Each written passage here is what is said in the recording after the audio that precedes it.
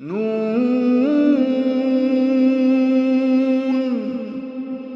वल्क़लमि वमा यस्तुरून। नाज़रीन अस्सलामु अलैकुम वरहमतुल्लाहि वबरकातुहू। सी बात की ताज़ा तरीन खबरों में आपका इस्तकबाल है। ये सबसे पहले आज की सुर्खियों पर नजर करते हैं।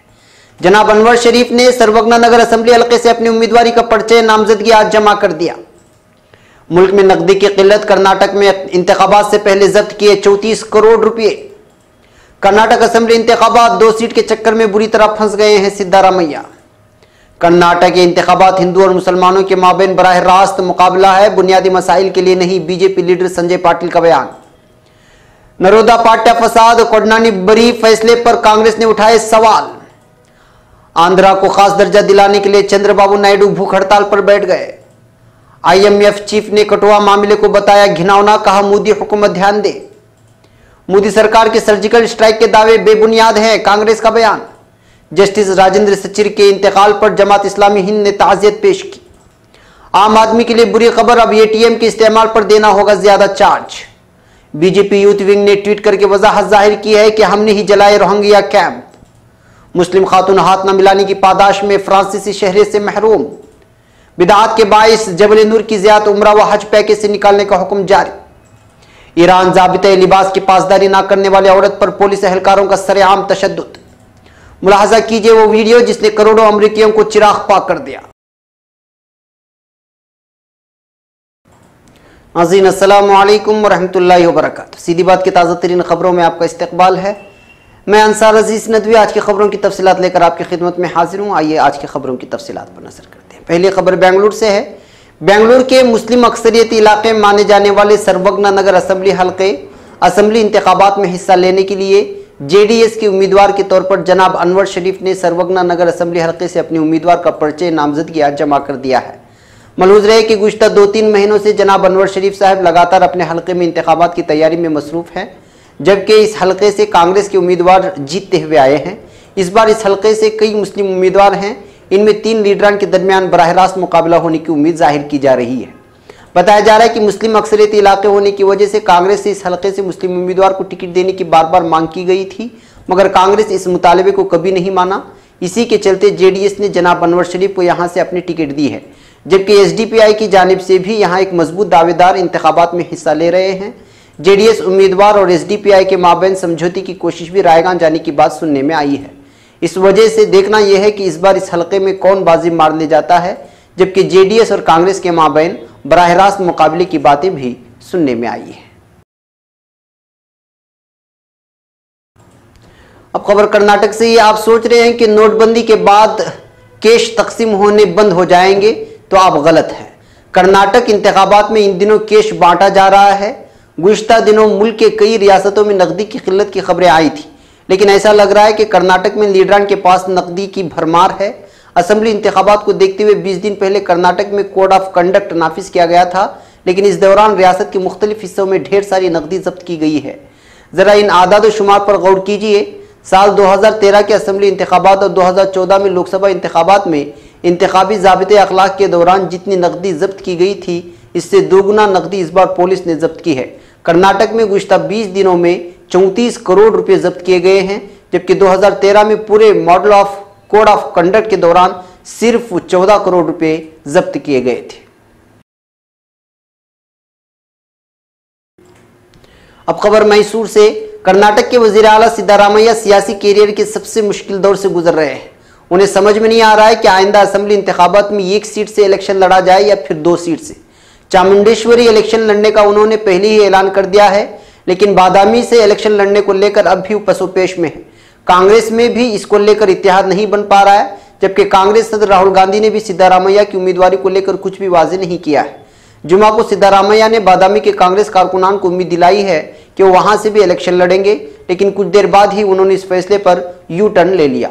सिद्धारामैया ने मीडिया से कहा कि वो सिर्फ मैसूर जिले की चामुंडेश्वरी से इलेक्शन लड़ेंगे। उन्होंने जुमा को चामुंडेश्वरी से अपने पर्चे नामजदगी भी की। कांग्रेस ने बादामी के लिए डॉक्टर देवराज का नाम ऐलान किया है, लेकिन पार्टी ने फिलहाल उन्हें नामजदगी दाखिल करने से रोक दिया है। दरअसल पार्टी को लगता है कि सिद्धारामैया आखिरी मौके पर वहां से इलेक्शन लड़ सकते हैं। बादामी के मौजूदा मेंबर असेंबली चम्मान कट्टी ने वजीर आला को धमकी दी है कि या तो वो खुद वहां से इलेक्शन लड़े या फिर उन्हें टिकट दिया जाए। बीपी चम्मान कट्टी नहीं चाहते हैं कि देवराज पाटिल उनकी सीट से इलेक्शन लड़े। इतना ही नहीं, चम्मान कट्टी ने पार्टी के कुछ लीडरों को यह भी कहा है कि अगर टिकट पाटिल को दिया गया तो वो खुदकशी कर सकते हैं। दूसरी तरफ पाटिल ने भी कांग्रेस को धमकी दी है कि अगर सिद्धारामैया वहां से इलेक्शन नहीं लड़ते हैं तो टिकट सिर्फ उन्हें ही मिलना चाहिए। अब खबर बेलगाम से।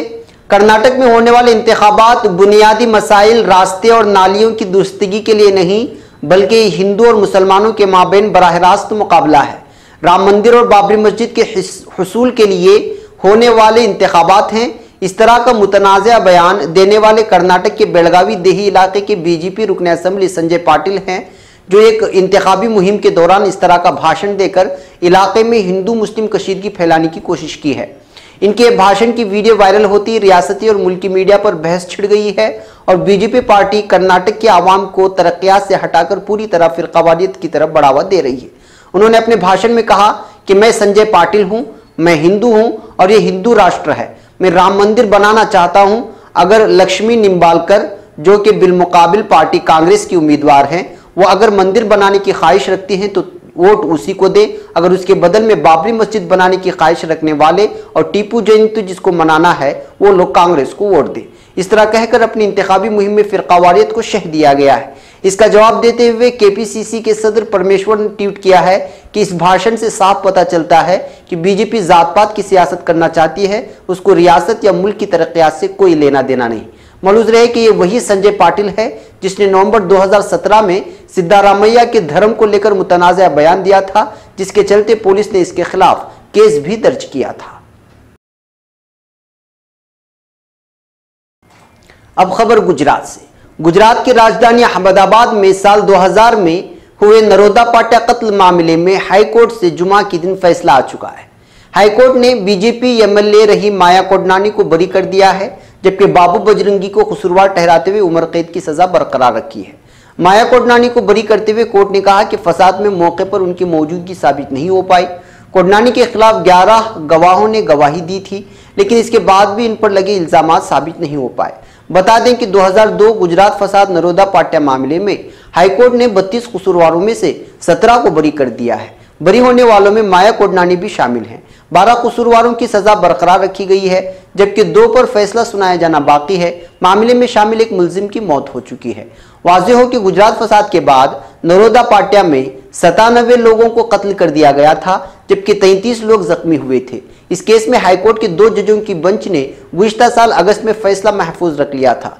दरअसल इस केस में एसआईटी स्पेशल कोर्ट ने बीजेपी रुकन असेंबली कोडनानी और बाबू बजरंगी समेत 32 लोगों को कसूरवार ठहराया था। इनमें से कोडनानी को 28 साल की कैद और बाबू बजरंगी को जिंदगी भर कैद की सजा सुनाई गई थी। बाकी 7 कसूरवारों को 21 साल की जेल और दीगर को 14 साल की जेल की सजा सुनाई गई। वहीं सबूतों की गैर मौजूदगी में 29 दीगर मुलजिम बरी हो गए थे। अब खबर विजयवाड़ा से।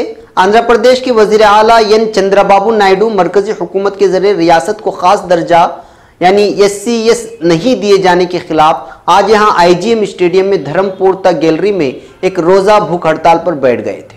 बाबू नायडू ने भूख हड़ताल पर बैठने से कबल महात्मा गांधी, तेलुगु देशम पार्टी के बानी NT Ramarao, doctor BR Ambedkar और मुजाहिद आज़ादी पोटी श्री रामुलु की तस्वीर पर फूलों के हार चढ़ाए। किंग दुर्गा मंदिर के पुजारी और मजहबी पेशवा ने भूख हड़ताल शुरू करने से पहले उन्हें दुआएं दी। इनका आज यौम पैदाइश भी है। वजीर आला ने काला बला लगाकर मरकजी हुकूमत के खिलाफ एहतिजाज किया। मिस्टर नायडू के अलावा इनके लड़के नारा लोकेश, वजीर नैनी देवी, उमा महेश्वर राव, कोलू रविंदर, एन आनंद बाबू समेत कई मेंबरान पार्लियामेंट और मेंबरान असेंबली भी भूख हड़ताल पर बैठ गए थे।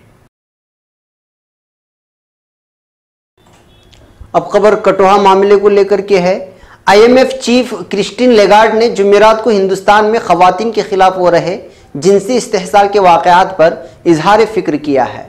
उन्होंने उम्मीद जाहिर की कि वज़ीर आज़म नरेंद्र मोदी और उनकी हुकूमत इस मामले पर ज़्यादा ध्यान देगी। बता दें कि जम्मू के कठुआ में 8 साल की बच्ची से रेप और कत्ल के वाक़े को लेकर पूरे मुल्क में हंगामा मचा हुआ है। बैनुल अक़वामी मीडिया ने भी इस मामले को अहमियत दी है।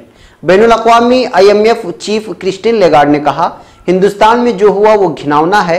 मैं उम्मीद करती हूं कि नरेंद्र मोदी की हुकूमत इस पर ज़्यादा ध्यान देगी क्योंकि ये हिंदुस्तान की खातून के लिए काफ़ी ज़रूरी है। उन्होंने कहा, पिछली मरतबा जब मैं दावोसा में थी तो मैंने उनसे कहा कि उन्होंने अपनी तकरीर में हिंदुस्तानी खवातीन के बारे में ज़्यादा नहीं कहा। ये सवाल सिर्फ उनके बारे में चर्चा करने तक महदूद नहीं था। हालांकि क्रिस्टीन लिगार्ड ने इस तबसरे को निजी सोच बताया है। उन्होंने कहा कि इस बयान को बतौर बैनुल अक़वामी IMF चीफ की नज़र से न देखा जाए। अब खबर नई दिल्ली से। अपोजिशन जमात कांग्रेस ने सर्जिकल स्ट्राइक के नाम निहाद दावे को हकाइक के मुनाफी करार दिया है। जुमा को तर्जुमान कांग्रेस आनंद शर्मा ने अपने एक बयान में कहा कि मोदी सरकार की जानिब से सर्जिकल स्ट्राइक के दावे हकीकत मुनाफी हैं। वज़ीर आज़म मोदी बताएं कि सर्जिकल स्ट्राइक का नतीजा क्या निकला। मोदी की खारिजा पॉलिसी किसी सोच समझ के बगैर है। मोदी भारतीय मफाद को नुकसान पहुंचा रहे हैं। अब खबर नई दिल्ली से। जस्टिस राजेंद्र सचिर जो दिल्ली में और सिक्किम के हाईकोर्ट में चीफ जस्टिस रह चुके थे और बुनियादी हुकूक के मामले में बहुत सरगर्म शख्सियत के मालिक थे, उनके इंतकाल पर जमात इस्लामी हिंद ताज़ियत का इजहार करती है। आज मुल्क के राजधानी दिल्ली में 94 बरस की उम्र में उनका इंतकाल हो गया है। मीडिया के लिए जारी करदा एक बयान में जमात के general secretary Mohammad Salim engineer ने कहा कि जस्टिस राजेंद्र सचिर की वफात से हमें बहुत अफसोस हुआ है। हम उनके अहले खानदान के लिए ताज़ियत पेश करते हैं और गम की इस घड़ी में उनके साथ हैं। जस्टिस सचिर यकीनन ऐसी शख्सियत के मालिक थे जो गरीबों, मजबूरों और मजलूमों के लिए बड़ी हमदर्द थी। मुल्क की अक़लियतों के लिए उनकी अजीम खिदमत सचिर कमेटी रिपोर्ट है, जिसके जरिए समाजी, माशी और तालीमी मैदानों में हिंदुस्तानी मुसलमानों की हकीकी सूरत हाल सामने आई। मुल्क के रिटायर्ड चीफ जस्टिस की हैसियत से वो एक पुरतायुस ज़िंदगी गुजार सकते थे, लेकिन उन्होंने शहरी आज़ादियों और बुनियादी हुकूक के एक चैंपियन की हैसियत से ज़िंदगी गुजारी।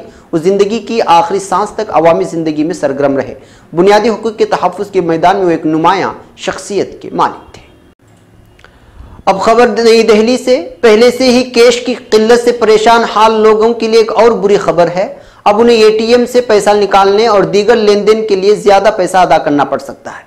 ATM ऑपरेटर्स ने ATM ट्रांजैक्शन के लिए ज़्यादा इंटरचेंज रेट का मुतालबा किया है। उनका कहना है कि ऐसा करने से उन्हें हाल ही में RBI की जानिब से मिली सख्त हिदायत पर अमल करने में मदद मिलेगी। फिलहाल सभी बैंक दूसरे बैंकों के सारिफिन से अपने बैंक का ATM इस्तेमाल करने पर हर मरतबा कैश निकालने पर 15 रुपये और दूसरे नॉन कैश ट्रांजैक्शन पर 5 रुपये लेते हैं। हालांकि 5 ट्रांजैक्शन के बाद ही आपको ये फीस अदा करनी पड़ती है। अब फीस के तौर पर आपको 5 रुपये ज़्यादा देने पड़ सकते हैं। बताया जा रहा है कि ATM ऑपरेटर्स के मुतालबे को तस्लीम किया जा सकता है। ऐसा होने पर एक बैंक के सारिफिन को दूसरे बैंक के ATM के इस्तेमाल पर ज़्यादा चार्ज देना होगा। अब खबर नई दिल्ली से।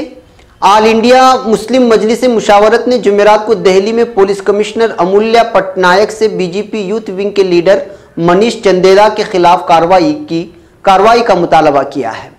मनीष ने मुबैना तौर पर गुज़िश्ता रोज रोहिंग्या कैंप में आग लगाई थी।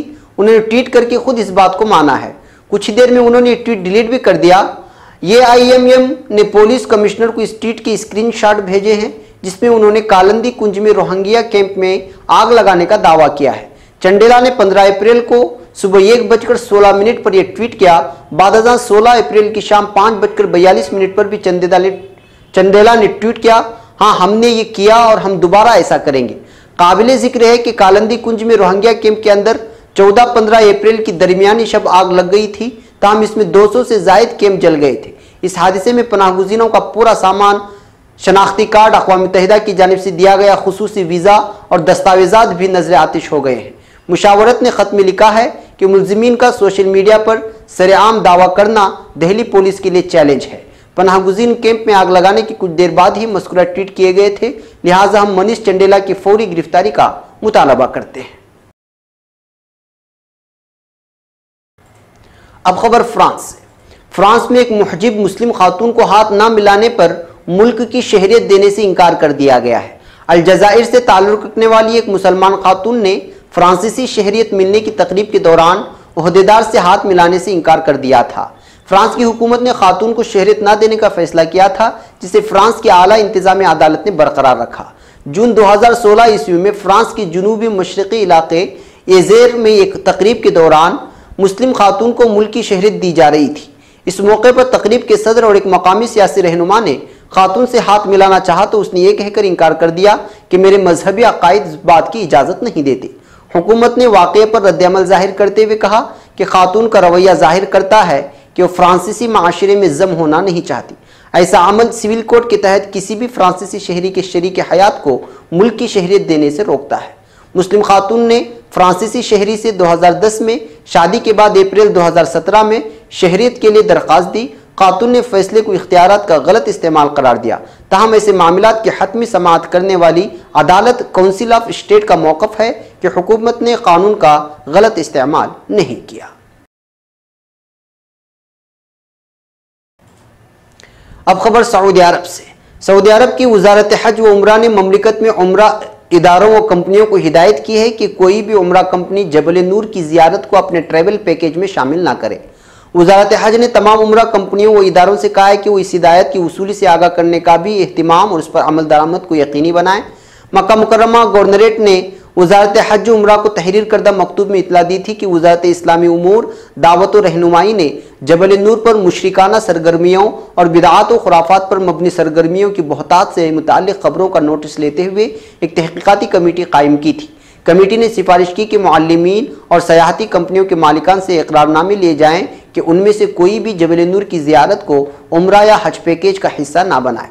कमेटी के अरकान ने अपनी सिफारिश का जवाब ये कहकर पेश किया कि जबल नूर पर इन दिनों जो कुछ होने लगा है वो शरअन जायज़ नहीं है। वहाँ ज़ियारत के लिए आने वाले लोग इस्लामी शरीयत की मुकर्ररा कवायद व ज़वाबित की खिलाफ वर्जियाँ कर रहे हैं। सिफारिश का एक जवाब ये भी दिया गया है कि जबल नूर जाने वाले ज़ायरीन में से बाज़ पहाड़ से गिर जाने के बाइस जान से हाथ धो बैठते हैं, लिहाजा ज़ायरीन को नुकसान से बचाने के लिए भी पाबंदी नागुज़िर हो गई है। वज़ारत हज व उम्रा की जानिब से उम्रा कंपनियों व इदारों को जारी किए जाने वाले ख़त में इंतबा भी दिया गया है कि अगर आइंदा ज़ायरीन को जबल नूर ले जाया गया तो उम्रा कंपनियों व इदारों से इसके लिए बासपुर्स होगी और उन्हें मुकर्ररा पाबंदियों का सामना करना पड़ेगा। वज़ारत हज ने उम्रा कंपनियों व इदारों के मालिकान व मुंतज़िमीन से यह भी कहा है कि वह ख़त मिलने के 3 रोज़ के अंदर इदारे मोतमिरीन के डायरेक्टर जनरल को हिदायत की वसूली से हर हाल में मुत्तला करें।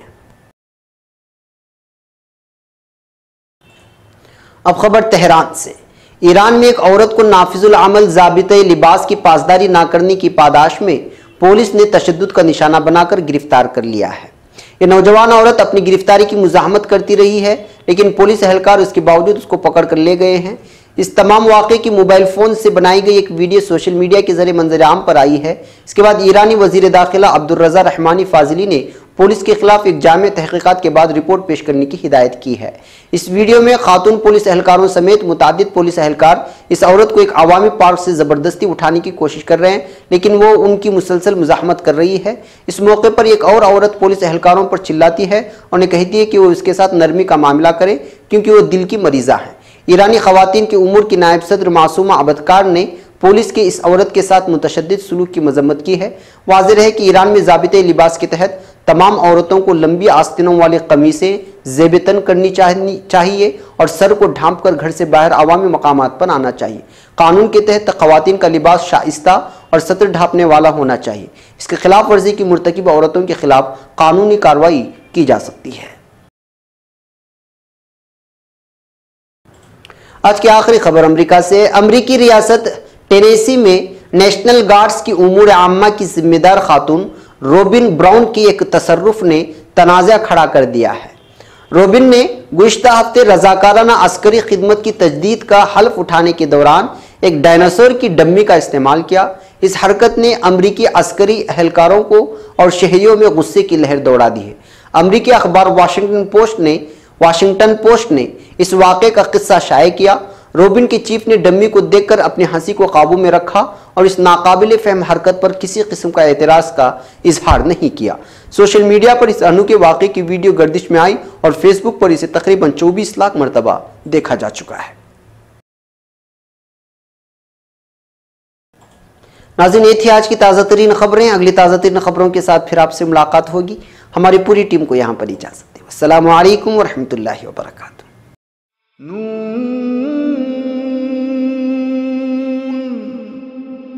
वल क़लम वमा यस्तुरून।